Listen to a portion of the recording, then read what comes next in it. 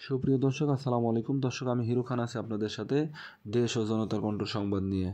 তো দর্শক, ইতিমধ্যে টাইটেল দেখে আপনারা বুঝতে পারছেন যে আসলে কোন বিষয় বা কোন টপিক নিয়ে আপনাদের সাথে আজকে আলোচনা করতে চাচ্ছি।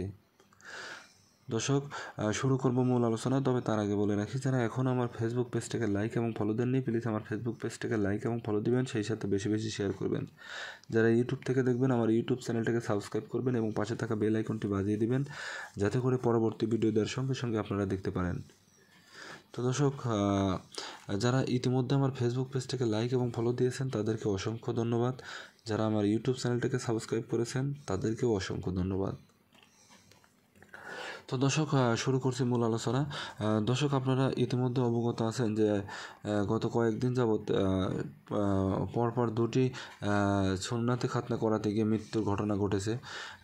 এরই ধারাবাহিকতায় গত মঙ্গলবার রাতে জেএস হসপিটালে একটি শিশুর সুন্নাতে খাতনা করাতে গিয়েও কিন্তু মৃত্যুর ঘটনা ঘটে।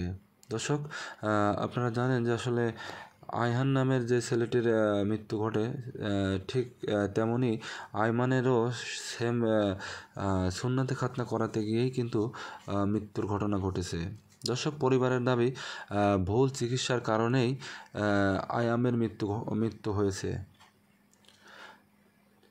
যেখানে নর্মাল অ্যানেস্থেসিয়া দেওয়ার কথা থাকলেও সেখানে ফুল অ্যানেস্থেসিয়া দেয়া হয়েছে, এটাই পরিবারের দাবি, আর তার কারণেই মৃত্যু ঘটেছে। তো দর্শক, এরই ধারাবাহিকতায় হাতিরঝিল থানায় কিন্তু এই চিকিৎসকের বিরুদ্ধে মামলা করা হয়, যার কারণে তাকে গ্রেপ্তার করে পুলিশ এবং আদালতে সোপর্দ করে। তো দর্শক, আদালতে তাকে 7 দিনের রিমান্ড আবেদন করা হলেও কিন্তু 7 দিনের রিমান্ড নামঞ্জুর করে আদালত। তো দর্শক, শুনুন বাদীপক্ষের আইনজীবীর মুখেই। ডক্টরের ভেতরে কিন্তু আগের মামলায় নাই, আগের মামলায় যাবে কিন্তু এইটা কিন্তু ডক্টর শুনছে ভেতরে করে আর রিমান্ডও দেয় নাই। রিমান্ড চাইছিল 7 দিনের, রিমান্ড অলরেডি জেলখানা জিজ্ঞাসাবাদ হয়ে গেছে তাদের। যেহেতু জেলখানা জিজ্ঞাসাবাদ হয়েছে, সেই কারণে আজকে তারা আবার জামিন চাইছে, কিন্তু জামিনটা দেয় না আদালত। জামিনটা সার্বিক বিবেচনায় আদালত জামিনটা দেয় নাই, এই হচ্ছে বিষয়।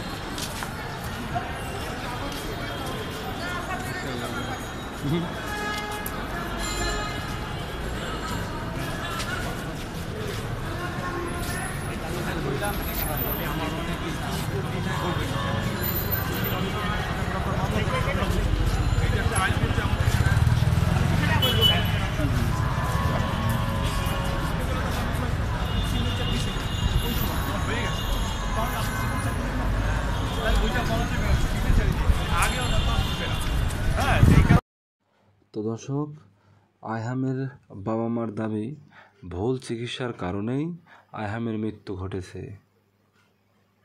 এ ধরনের ভুল চিকিৎসা আর যেন কোনো সন্তানকে ডাক্তারের কাছে নিয়ে সুন্নতে খাতনা করানো না হয়, এটা তার বাবা মার দাবি, যে ডাক্তারদের কাছে গেলে ভুল চিকিৎসা করানো হয় এবং সন্তানের মৃত্যুবরণ ঘটে।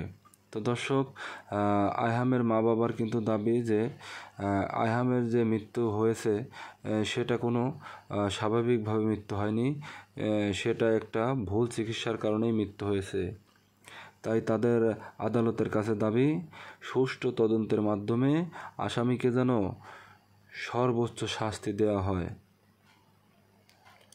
দর্শক, আমরা জানি বা আমরা দেখেছি যে ছোটোবেলায় আসলে সুন্নতে খাতনা বা মুসলমানি যেটাই বলেন, হাজাম ধারা সুন্নতে খাতনা করানো হতো। দর্শক, আমরা দেখেছি তখন কিন্তু কোনো মৃত্যু ঘটেনি বা এ ধরনের কোনো নজিরও দেখা মেলেনি। কিন্তু বর্তমানে যখন ডিজিটাল বাংলাদেশ, ডিজিটাল হয়েছে দেশ, সেখানে ডাক্তারের কাছে সুন্নতে খাতনা করাতে গিয়ে এ ধরনের মৃত্যুর ঘটনা আমরা ঘটতে দেখেছি বা আমরা ইতিমধ্যে ঘটতে দেখছি। তো দর্শক, ভালো থাকবেন, সুস্থ থাকবেন, দেখা হবে পরবর্তী ভিডিওতে। আজকের মতো এখানেই বিদায় নিচ্ছি। আল্লাহ হাফেজ।